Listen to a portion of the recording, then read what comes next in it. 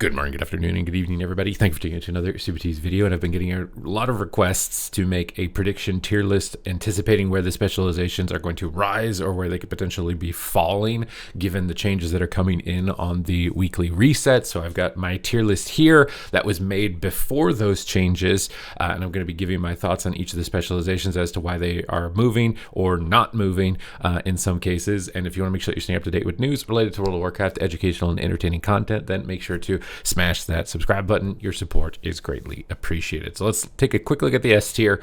Marksmanship Hunter are receiving no changes, and there is a new build emerging with the Dark Ranger that doesn't focus as much on aim shot, focuses more on rapid fire and black arrow, and does actually a pretty high amount of damage. I think when it comes to ladder gameplay, which is what is the purpose of this tier list. Tomorrow, likely I'll make a tournament tier list. That will be more so for Arena World Championship, which is actually starting this week.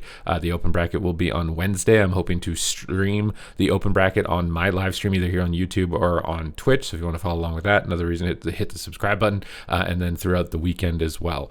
So Marksmanship Hunter didn't receive any changes. At a tournament level, I think it could actually still be competitive, but it's a little bit squishy. Doesn't have as much utility, especially with like the Fistweaver builds in rated 3v3. But talking about just ladder gameplay, you absolutely rip people apart. I think it's still really good.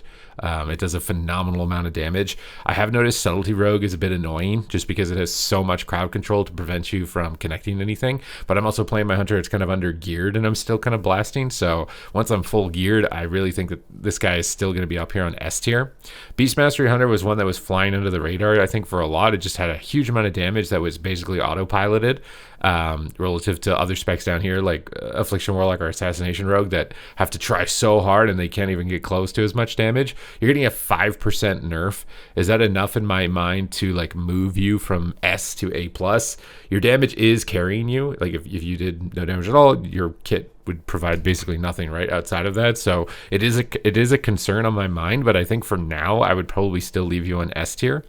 Windwalker Monk is kind of the same, where its damage is what is carrying at the moment, and it is having its cooldowns targeted a decent amount, enough that I could see it possibly slipping from S to A+, mostly because its defense not quite as good as some of the other specializations. Mobility can be a little bit of a struggle as well, and it is very reliant on its damage to carry it. So I could see Windwalker falling down a tier. But again, it's very close. Like these are all very close, but I think I will move it for now. Subtlety Rogue is also receiving a nerf that I think when it comes out to max stacks is close to 15% on finishers. When you have max stacks, some Subtlety Rogues are actually thinking about changing hero talents because of it. So we'll have to kind of wait and see. I still think with the 16-second diminishing return, almost no matter what, Subtlety Rogue will be phenomenal just because it can stun people so much. Even if its damage does come down significantly. So I kind of want to still leave it on S tier just purely based off of that. And Mistweaver Monk, we saw no changes for, so obviously still think is going to be the S tier healer. It's the only healer that can really actually top somebody through the cooldowns that are currently active. A lot of other healers just constantly struggle. This is the only guy where you can actually like stay at full health. And then the Fistweaver build is obviously really high synergy and strong. In certain scenarios, it completely dwarfs basically every other healing option. So not a huge amount of movement here from the S tier, in my opinion at least, other than possibly Windwalker coming down to A+, which is, again, between A+ and S is not very much in terms of difference. Ret Paladin, I don't think we see any movement. Feral Druid, I was thinking that I might have rated it too highly in the tier list that I made before this, and I kind of wanted to move it just because of that, not because it's actually receiving any changes or it's going to really benefit from any of the given changes that are coming through. But I did actually kind of consider moving it down a tier from like A+ to like maybe A. So I think I'm going to do that. This isn't because they're making any changes, just where I'm feeling like its power level currently is. And that's what I'm saying, like day to day, as people get new talents, as I see different matchups, like the tier list will update, right? Like this new build of Marksman Hunter makes me think Marksman is way better and deserving of staying on S, whereas maybe I wouldn't have considered that if it didn't happen. So this is always an ongoing process. Enhancement Shaman, I think, will stay basically the same. Just really good one-shot power. I don't see that moving. It's durable. It has a lot of magic damage reduction, which is something to consider as well through its talents. Like it's got healing stream totem damage reduction, wind shear damage reduction. There's some other thing that provides the magic damage reduction. They're really durable. Same thing with Rat, why it's still up here. She's really tanky, a lot of cooldowns. Fury Warrior, I think it's probably still fair to say that it's A plus. I think it's still kind of smashing up here. Outlaw Rogue, they're buffing your sustain but nerfing your cooldowns, which I think was the right thing to do for a lot of classes. I kind of wish they would did it for Marksmanship Hunter a bit more, and for Subtlety Rogue a bit more. But for Outlaw, I worry that like when they do that to a class and they don't do it to every class, then the classes that still have high burst damage cooldowns just are the best. Then over you, because now you have to survive to a certain period of dampening where your sustain actually starts to stick to the healing, as opposed to the burst that just completely KOs in a small window of time. It is a lot of sustain though. I think it was 4% from the PvE changes and 8%, so it's like 12%. So I think it might just stay the same, honestly. I feel like, that 14% increase basically compensates for the loss on their cooldowns, so their cooldowns will feel the same, and then their damage outside should feel higher. I think I feel like Outlaw is really close to just being the best melee. It's actually really close, and nobody's talking about it. It's probably because it's not like maybe the strongest fantasy of any spec. It's also still a little bit more complicated than other specs, but like I actually think Outlaw is like getting pretty close to taking over the number one spot. If for some reason Subtlety doesn't work out, like I think almost every rogue is going to go Outlaw. Fire Mage I think is still A plus given the changes they came through for. I almost want to put it on S tier. I feel like when you can survive long enough, like you just completely overwhelm people in dampening.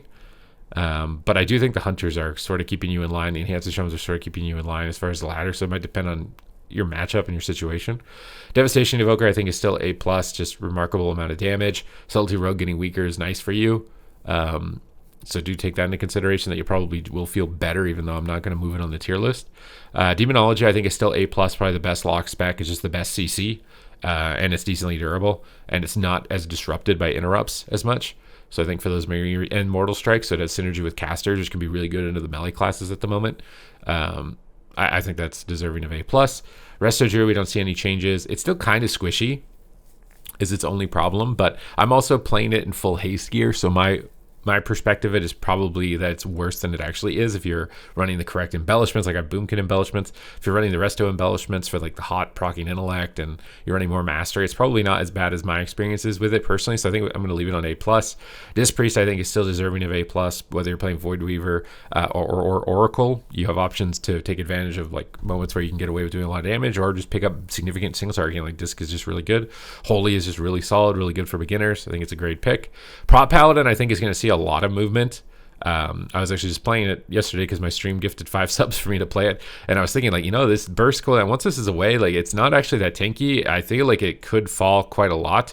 I think at least it's falling down to A tier with the other tanks that are good at the moment, from A plus, but it could fall even more. I could see it falling even more. Destruction Warlock I think A tier is still a fine position for it. It is a bit squishy, can be a bit of a struggle if you don't have like a meta spec playing with you, like a Subtlety Rogue or something like that. But I think it's still really good. Shadow Priest, very durable, not really a lot of burst damage is its main issue, and I think we're still in a burst meta. It really depends on if these affliction changes like see any sort of significance, like if dots actually come back, because they are getting like a 12% overall buff, 25% UA, and when we get to that we'll talk more about it, but I think right now I'll just leave it where it is. Frost I think I'm going to bump up. I feel like Frost is the nerfs to BM is nice. Marksman is still a bit of an issue, but I feel like I underrated Frost. I feel like Ray of Frost is just really strong, and having 2 charges of it's really strong. As far as being like a ladder spec, and you're really durable. You're the best spec to deal with all these melee and the melee meta. It feels like it doesn't make a lot of sense not to put you on A plus just because Hunters are kind of hard when you should be doing really well into a lot of the classes that are good at the moment. So I feel like A plus is probably fair for it. Boomkin I think A is good. Just lacks the finishing power. Cyclone is still strong, but I think the lack of finishing power holds it back a bit. Arcane I think is too easily disrupted. I think it's one of the main reasons that I would put it on A as opposed to A plus, and having to hard cast a lot more, and you only have that main school of magic with Arcane. I think it makes it tough. Devourer I actually think might get worse, similarly because they're nerfing the cooldown, buffing the sustain, but is the number by enough? And a lot of these guys still have their big burst damage, so they'll remain dominant over you. The armor buffs were interesting though. I think I'll leave it on A, and it won't do any movement just because of the shifts around, but Devourer could wiggle down or up I think after this. So this is like a prediction tier list, right? So I'll do an update to this entering next week, and then we'll look at it again and be like, how wrong was I with this prediction? But I think A is probably fine spot still for it. Elemental, I think A is too, still just fine for it. It doesn't have like a big edge. Flame Shock Dispel Protection was nice. Maybe LEF with the double Dispel Protection, maybe. It becomes something, but it doesn't have the same punch as a lot of these top guys. It's decent though, and I think the one thing defensively that's carrying it at the moment is the low HP proc, where you get low HP. I'm spacing out on the name of it right now, but you basically get a big heal when you get low health, and it automatically procs. It's like a lay on hands. It's actually pretty good. And you do have the damage mitigation of Enhance, but it doesn't have the same type of threat, the same type of bite that Enhancement has in my view, but it can do a decent amount of overall damage. Feral we talked about moving down here. Unholy DK, again, I think Unholy DK, I moved it down to A because of Windwalkers being so good and Warriors getting so good. Windwalkers getting a little worse, which is benefits to you, but I think A is still the right spot. I think for Unholy to take over, it would need Affliction and Shadow and Boomkin, some other casters to start becoming more prominent. I think as long as it remains like this as the melee meta, you're probably still not going to be feeling too hot. Arms Warrior, I'm kind of taking a big gamble with this, but I'm actually dropping you guys a tier. I think the nerfs to the Colossus trees, particularly with the big burst, you basically don't have that big burst window anymore. And the Deep Wounds buff, while I like the direction of buffing Deep Wounds and Rend, I don't know if it's by enough. Again, so I feel like your cooldowns are getting way harder than your sustain is getting buffed. So I do think Arms will be dropping because of that within the current meta. Survival Hunter, I think, is still just like, it's okay, but you're not a Marks Hunter. You don't have the same pressure as BM, and you're kind of melee, so you're limited by that. So you're just kind of So I like, you can make it work if you're the best Survival Hunter, but it's not going to feel the same potency. So I think still an A is probably fine. Guardian, I don't think we're going to see move at all. It's getting a little tankier on this reset, but it's still probably one of the better tanks just as far as damage output. Same with Brewmaster and Propel we talked about. Holy Paladin's getting Eternal Flame buffed and Word of Glory buffed, which I think could bump it. It could bump it. We might see it going up here. I feel like the healer balance is getting a lot better. It's mostly just like Mistweaver on the top is by a little bit too much, and Shaman on the bottom is by just a little bit too much, and the healer balance I think is actually getting better. I think Holy Paladin might be jumping up a tier. Prez Evoker is immediately benefiting from Subtlety Rogue getting weaker for sure. I don't know if it's enough that I want to move it up a tier. I just feel like it's awkward to get its damage output and having to get close to the fight. It's really easy to swap to you. I personally don't think it's insane. I feel, but this is one where I could be totally wrong on this one, but I feel like it's not that insane. I feel like it's on the weaker side of the healers. I'm gonna leave it here on A tier for now though. Affliction, this is a big one I think that everybody wanted to know as far as updates. I'm being conservative and I'm not gonna move it. Maybe again 12% buff, and it will be applying to Dark Harvest, which is your burst, which is the button that moves health. So maybe it is competitive just because of that 12% applied to Dark Harvest and not so much basically applied to anything else. And the UA is nice too. It feels like you run out of soul shards really fast when you play Jinx, which it feels like you have to get your curses out and your dots up as efficiently as possible, and then you don't have shards to UA. I feel like getting attacked is really annoying. I feel so reluctant to move it. I'm like, I don't think I can. In good conscience right now, I don't think I can move it. Hopefully it will feel better. I want dots to come back, but I don't think I can move it right now. Havoc Demon Hunter, I might be underrating. I could actually see this guy being like at least A tier. I feel like Havoc is actually kind of coming up, especially with Sub-Rogue getting weaker and Windwalker getting weaker. You still gonna have the Marksman Hunters that are kind of difficult to deal with, but I think with these guys getting weaker, that those were the main things holding you back, was the meta, not so much your own kit. So I think A tier is actually fine for Havoc at the moment. Frost DK, I might also bump up a bit. I feel like it's actually not that bad. It's got some good comps. It's kind of limited by matchups though, and you're very specialized with, like, you feel good when you play with X class like Devastation Evoker, but you don't feel so good when you play with not your best matchup, right? Like if you play Shadow Priest Frost DK, it doesn't feel as good. I might bump it up though. I feel like I might bump it up. Is it the same tier as Unholy though? That's where I feel like I'm going like in the cuckoo's nest a little bit. I'm gonna bump it up. I actually think it might be a bit underrated. Assassination Rogue is getting quite a lot of buffs across the board, 5% to Rupture and Garrote. I think like an overall buff down below, and then they're buffing Mutilate by this random amount. It's like 180%. So I don't know how that's gonna play out. It still has the issues of just running out of energy at a certain point in the game, running out of vanish charges at a certain point in the game, whereas all these other classes, they basically have their engine going and they're resetting their cooldowns the whole game, and it feels like they can constantly do goes. Whereas Assassin is like, whoop, I ran out of steam, I used everything, and now I got it. It's functioning much more like a spec used to, like 10 years ago. And Warriors had like a 30-minute rec cooldown, and you could press it once in a game, and then that was it. It kind of feels like that, which I kind of miss those vibes a little bit, but those vibes are not going to work in an environment where you got something like a Ret Paladin, which can do its burst every 30 seconds, and then you ran out after a couple of minutes, and you're a little bit energy starved, and they didn't target the energy regen, they didn't target the way cooldown reduction works for vanishes, or giving you another way of like getting garrotes or something like that. So I don't, again, much like Affliction, I don't know if I want to move it. I think I'm going to leave it for right now, and we'll kind of have to wait and see. Blood Decay is getting significant buffs, both to damage and durability, so it might move. I could see it moving. I'm going to leave it here still, but I could see Blood Decay moving up. Resto Shaman, it got a 20% healing wave buff. It's not nothing.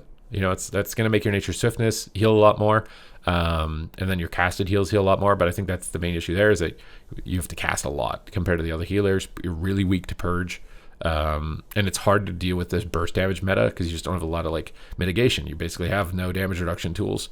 It's just raw throughput is your only option, and I think that does make it difficult in order to survive. I'm going to leave it the same on B tier. This is the tier where I could be totally wrong. These are the guys that they're getting the most changes to them, but I feel like they're not gonna. These guys are still just so good. I just don't know if it's gonna be enough to move the needle.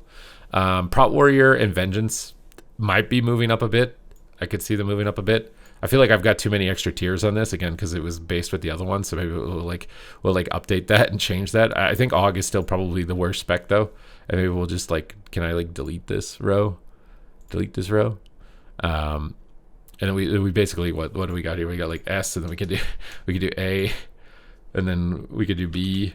Are we doing this? I feel like these guys don't feel like B specs though, is the only thing. That's why it feels weird to make a tier list and then just be like, because it doesn't feel like a B spec. These specs still feel decent. It's just, I think these guys have an edge or a better place in the meta, whether it's their burst damage, their survivability, or their matchups into the better classes. But this is kind of how I'm feeling, the vibes that I'm feeling with the changes coming through. I feel like they did target a lot of good stuff. There was some movement, like Windwalker I think is significantly moving. Some guys I think got hit undeservedly, like Warrior a bit. And I feel like it could see it move a lot just because of that. And then these guys, they gave them buffs, but it's just like, I don't know if it's enough. I don't know if it's enough to move the needle. So kind of wait and see. It's just a fun video. It's a prediction video. My thoughts on the current meta, and how things are rolling. We'll do the rated tournament tier list tomorrow, and then we'll see how everything plays out tomorrow. So thank you guys very much for watching the video. I hope you guys enjoyed the discussion, and I will see you in the next one.